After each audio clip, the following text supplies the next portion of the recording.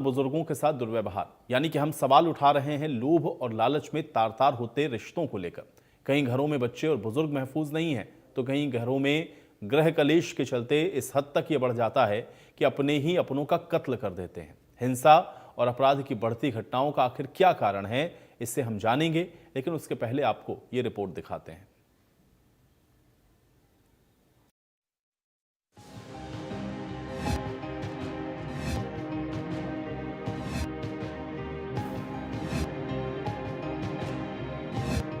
ना उम्र का लिहाज दिखता है, ना रिश्तों का ख्याल रह जाता है।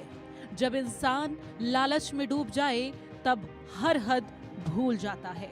ऐसी ही तस्वीरें हिसार से सामने आई हैं, जहां एक बेटी ने अपनी ही रोती बिलखती मां के साथ बदसलूकी की हर हद पार कर दी। जांघ पर दांत से काटा, बालों से पकड़कर खींचा, बेड से गिराया और थप्पड़ ही थप्पड़ बरसाए। और गालियों का तो क्या ही कहना। कैमरे में कैद ये तस्वीरें हर लिहाज से आक्रोश से भर देने वाली हैं, जिसे देखकर लोग ये कहने को मजबूर हैं कि ऐसी औलाद से भगवान ही बचाए। हिसार की रहने वाली इस बेरहमी बेटी की हरकत के पीछे की वजह उसका लालच है, जिसके लिए उसने मां की ममता को शर्मसार कर दिया। संबंध में हमें शिकायत प्राप्त हुई है और इस संबंध में हमने मामला दर्ज कर लिया है और उसमें आगे नियम अनुसार कार्रवाई अमल में लाई जा रही है। तो कौन कौन सी धाराओं के तहत जो मामला दर्ज किया गया है? हमने धारा करी है 115, 127 जीवन 2, 296, 351 जीवन 3 BNS की और धारा 24 सीनियर सिटीजन एक्ट की लगाई है। ऐसी ही दिल दहला देने वाली घटना फरीदाबाद से भी सामने आई है, जहां पिता ने घर के पैसे चुराने और पढ़ाई के लिए डांटा तो 14 साल के बेटे ने सोते हुए पिता को कमरे में जिंदा जलाकर मार डाला। रिश्तों को तार तार करती ये घटना कुरुक्षेत्र में भी घटी है। घरेलू कलह के चलते कलयुगी पिता ने अपनी 7 साल की मासूम बच्ची को नहर में फेंक दिया है। खेड़ी मारकंडा के रहने वाले आरोपी पिता ने 7 साल की आंचल को स्कूल से लाने के बाद सीधा नहर पर ले गया और नहर में डुबो दिया। जब आरोपी घर पहुंचा और पत्नी ने बेटी के बारे में पूछा तो उसने बताया कि वो उसे किसी रिश्तेदार के पास छोड़कर आया है, लेकिन पत्नी के शक ने मामले का खुलासा किया और पुलिस ने कलयुगी पिता को हिरासत में लिया। बच्ची की माता ने कंप्लेंट की थी कि मेरा पति स्कूल से बच्ची को लेके गया था, 7 साल की बच्ची थी, और उसके बाद से उस बच्ची का कोई अता पता नहीं है, जिस पे FIR दर्ज की गई।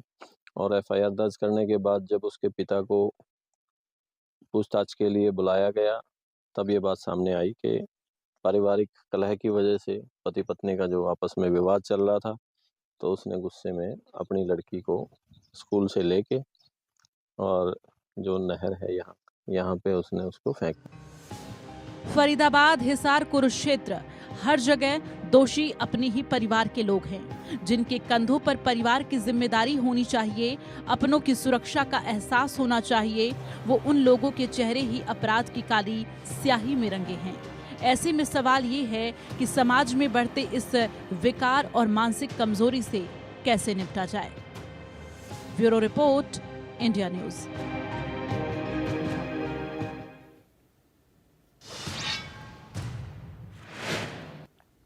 तो हल्ला बोल में आज का ये मुद्दा ये है कि किस तरह से आखिर जो रिश्ते हैं वो क्यों आप देख रहे हैं कि तार तार होते हुए नजर आ रहे हैं। सामंजस्य की आपस में जो कमी है वो क्यों नजर आ रही है और अपने ही अपनों के दुश्मन बनते हुए क्यों नजर आ रहे हैं।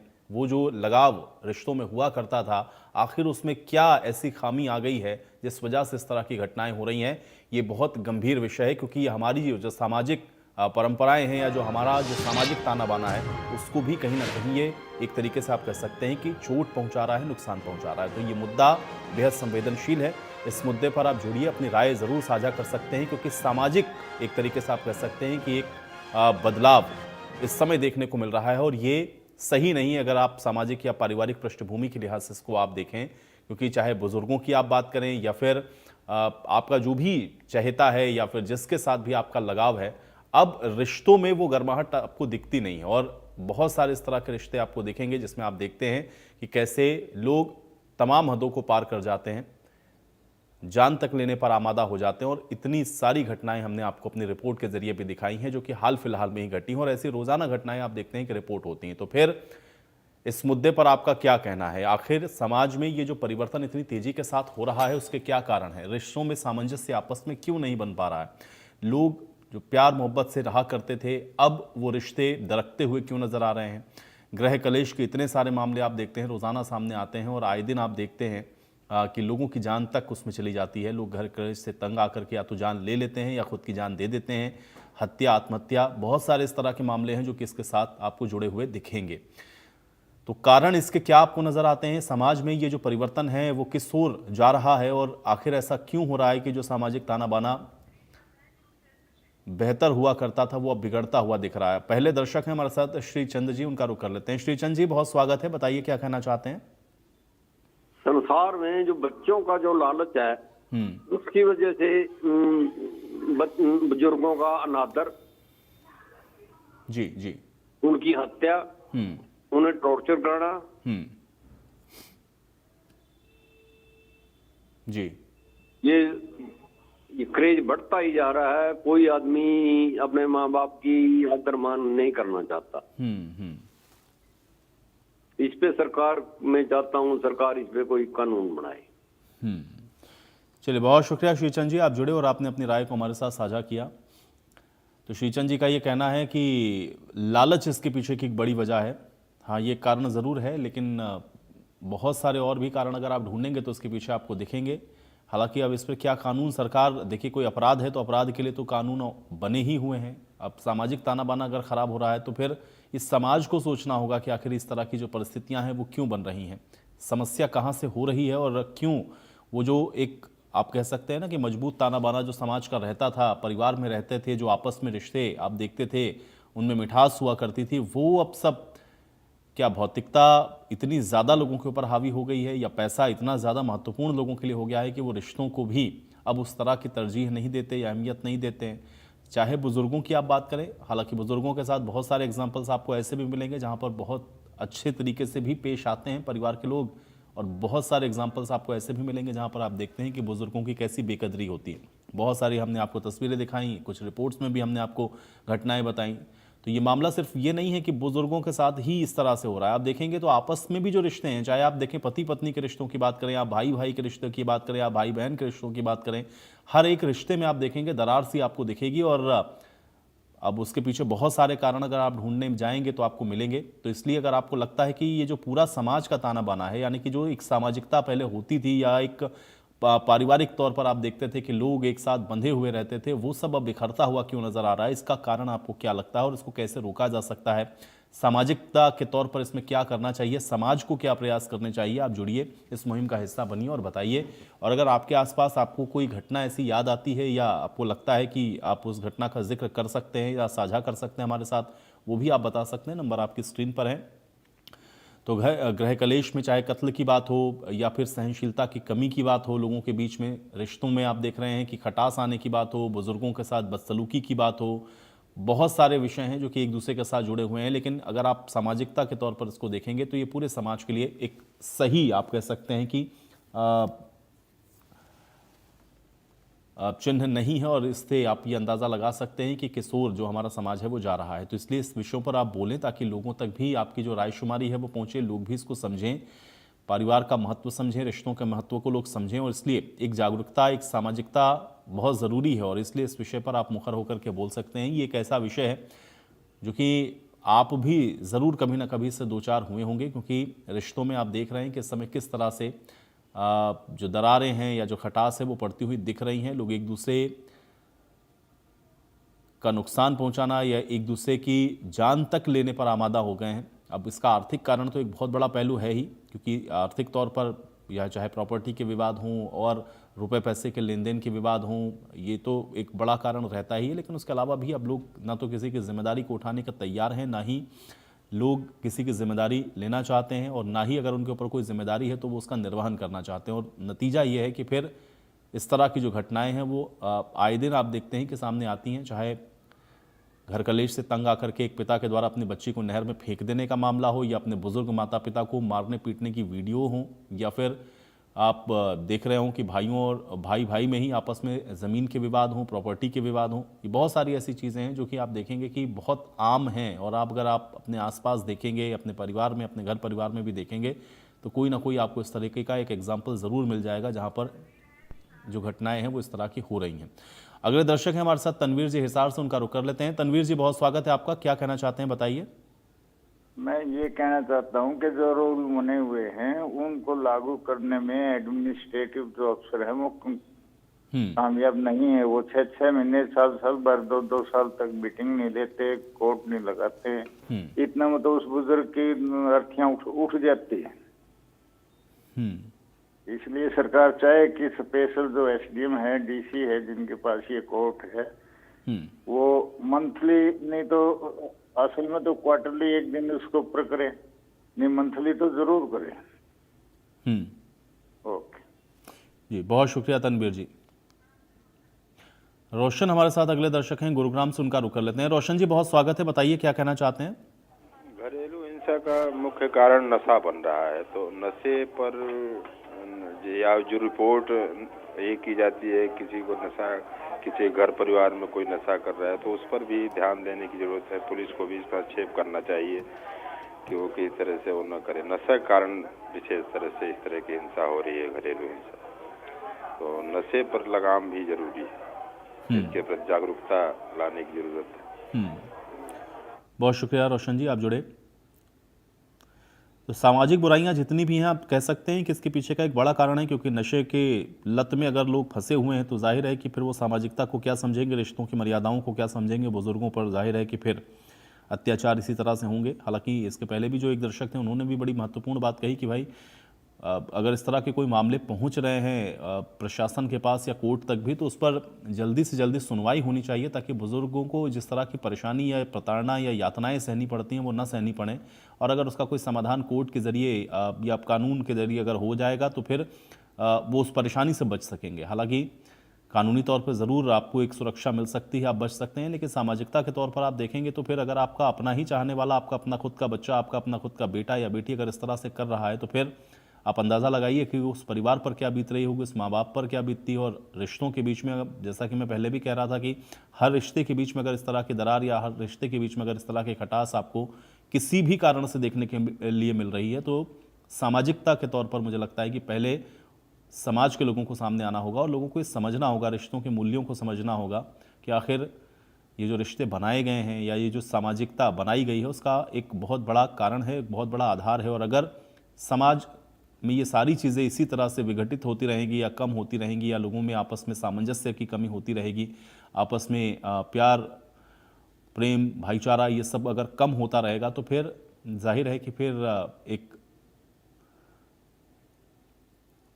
अलग प्रकार का जो समाज है उसका निर्माण हम करेंगे। और फिर वहाँ पर आप देखेंगे कि इसी तरह की जो समस्याएं हैं वो आपके सामने रहेंगी। और फिर बहुत सारे कारण उसके आप देखते हैं, फिर वो लोग अकेलेपन का शिकार हैं, लोग ये भी कहते हैं वो डिप्रेशन का शिकार हैं, एकाकीपन उनको इतना ज़्यादा है, गृह कलेश इतने ज़्यादा हैं, किसी के साथ बातों को आप शेयर कर नहीं सकते। नतीजा ये है कि आपके घर परिवार में अगर आपका किसी से झगड़ा हो गया, पत्नी के साथ झगड़ा हो गया, तो गुस्सा बच्चे पर उतार रहे हैं, अपने बच्चे को उठा करके नहर में फेंक दिया, उसकी जान ले ली। इस तरह की बहुत सारी घटनाएं हैं। और अगर समाज में या परिवार में आप रहते हैं तो इन चीज़ों को आप अच्छी तरह से हैंडल कर सकते हैं।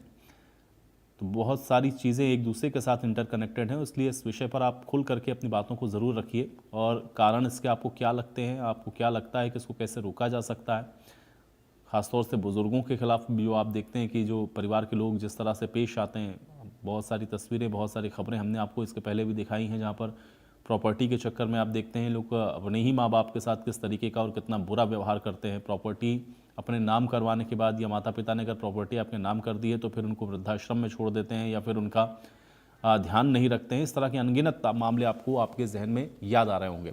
राघवेंद्र हैं हमारे साथ एक दर्शक, उनका रुख कर लेते हैं। राघवेंद्र जी, बहुत स्वागत है आपका, क्या कहना चाहते हैं बताइए। जी, आप ये जो मुहिम चल रही है बहुत अच्छी मुहिम है, मैं आपका शो रोज देखता हूँ।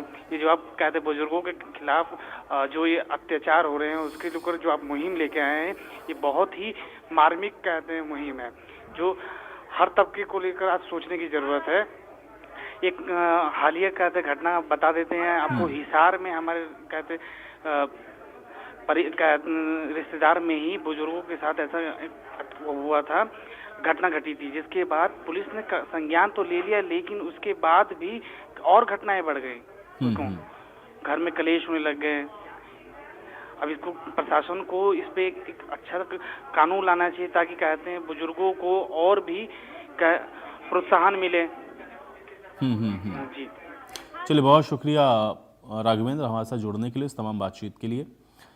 तो राघवेंद्र, जो कि उनका ये मानना है कि बुज़ुर्गों का खास ध्यान रखना बहुत ज़रूरी है और इस पर गौर करना चाहिए सामाजिकता के तौर पर भी, और जो कानून बने हुए उनका भी सही से इम्प्लीमेंटेशन होना चाहिए, ताकि इस तरह की अगर कोई समस्या किसी बुज़ुर्ग को आ रही है तो वो उस समस्या से निजात उसको मिल सके, उससे वो लड़ सके। तो आप भी जुड़िए, आप भी हल्ला बोलिए, इस तरह के विषयों पर आप बोल सकते हैं, अपनी बात को साझा कर सकते हैं। अगर आपके पास इस तरह की कोई जानकारी है जहां पर आपको लगता है कि किसी बुज़ुर्ग के साथ व्यवहार सही नहीं हो रहा है, या किसी रिश्ते में आपको लगता है कि जो दूरियां आ रही हैं या आपस में जो सामंजस्य की कमी हो रही है उसके ये कारण हो सकते हैं, तो आप वो कारण भी हमारे साथ जुड़ करके बता सकते हैं। नंबर आपकी स्क्रीन पर है, नंबरों पर आप देखें और उस पर कॉल करें और अपनी राय आप हमारे साथ जुड़ करके साझा ज़रूर करें, क्योंकि ये एक बड़ा विषय है ये, और सामाजिकता का भी एक बड़ा, आप कह सकते हैं कि इसमें एक योगदान है। और जितना ज़्यादा आप देखेंगे कि समाज के तौर पर आप इसको मजबूत करेंगे, इन रिश्तों को या सामाजिक परंपराओं को आप मजबूत करेंगे, उतना ही ज़्यादा आप देखेंगे कि परिवार रिश्तों में जो सामंजस्य है वो एक बार फिर से आपको बनता हुआ दिखेगा। लेकिन अभी की जो परिस्थितियाँ हैं उसमें आप देख रहे हैं कि भौतिकतावाद इतना ज़्यादा लोगों के ऊपर हावी हो रहा है कि लोग, एक तो अब संयुक्त परिवार की परंपराएं आप देख रहे हैं कि धीरे धीरे टूट रही हैं, और इसलिए अब जो एक तरीके से कह सकते हैं कि जो छोटे परिवार हैं या फिर जहाँ पर माता पिता की पूरी जिम्मेदारी आप देखते हैं कि एक बच्चे के ऊपर रहती है, वहाँ पर अक्सर आप देखते हैं कि प्रॉपर्टी को लेकर के या उनकी देखरेख को लेकर के इस तरह की जो परिस्थितियाँ हैं, इस तरह की जो तस्वीरें हैं वो बनती हैं, और दिल दहला देने वाली भी वारदातें आप देखते हैं कभी कभी इन्हीं सारी वजहों से जुड़ी हुई सामने आती हैं, जिसमें माँ बाप के साथ चाहे गलत व्यवहार की बात हो, माँ बाप के साथ मारपीट करने की बात हो, उनको बंधक बना करके रखने की बात हो, ज़बरन उनसे प्रॉपर्टी अपने नाम करवाने की बात हो, या उनका ख्याल ना रखने की बात हो, उनकी सही देखरेख ना करने की बात हो। बहुत सारे किस्से और आपको बहुत सारे इस तरह के जो केसेस हैं वो आपको अपने इर्द गिर्द भी देखने को मिलेंगे। तो इसलिए इस विषय पर आप बोलिए, क्या वजह है कि लोग अपने बुज़ुर्गों का ख्याल नहीं रख पा रहे हैं, क्या वजह है कि लोग रिश्तों में सामंजस्य नहीं बना पा रहे हैं, क्या वजह है कि जो रिश्ते हैं वो बहुत आसानी से आजकल टूटते हुए नज़र आ रहे हैं। ये घरेलू हिंसा या घरेलू कलेश के जो मामले हैं ये क्यों बढ़ रहे हैं, गृह कलेश के मामले क्यों बढ़ रहे हैं, लोग अपनी ज़िंदगी क्यों समाप्त कर ले रहे हैं। आत्महत्या के भी बहुत सारे मामले आप देखते हैं इन गृह कलेश के चलते भी विगत दिनों आपने देखे होंगे, और आपस में पति पत्नी के बीच में अनबन में लोग अपनी जीवन लीला को समाप्त कर ले रहे हैं या लोग आत्महत्या को अपना ले रहे हैं। तो इसलिए इस तरह के विषयों पर आप बोल सकते हैं। नंबर आपकी स्क्रीन पर चल रहे हैं, नंबरों को देखें और उस पर कॉल करें। अगले दर्शक हैं रोशन लाल, हमारे साथ उनका रुख कर लेते हैं। रोशन लाल जी, बहुत स्वागत है आपका, क्या कहना चाहते हैं बताइए। मैं ये कहना चाहता हूँ सर, ऐसे है हमारी लड़कियां भी हैं और हमारे वो भी आ रही है, सारे सबको तो नहीं कहता, लेकिन ऐसे है जो माँ बाप संस्कार डालते हैं उसी प्रकार से वो अपने बुजुर्गों की सेवा करती है। अगर वो अपने बुजुर्गों की सेवा नहीं करी तो उनके बच्चे भी उनकी सेवा नहीं करेंगे। इसके लिए कानून भी बनना चाहिए सर। जी जी, बहुत शुक्रिया रोशन लाल जी। तो रोशन लाल जी ने बड़ी महत्वपूर्ण बात कही कि देखिए, जिस तरह के संस्कार आप अपने बच्चों में डालते हैं वैसा ही आपको भी मिलता है और वैसा ही उन बच्चों के आगे भी होता है।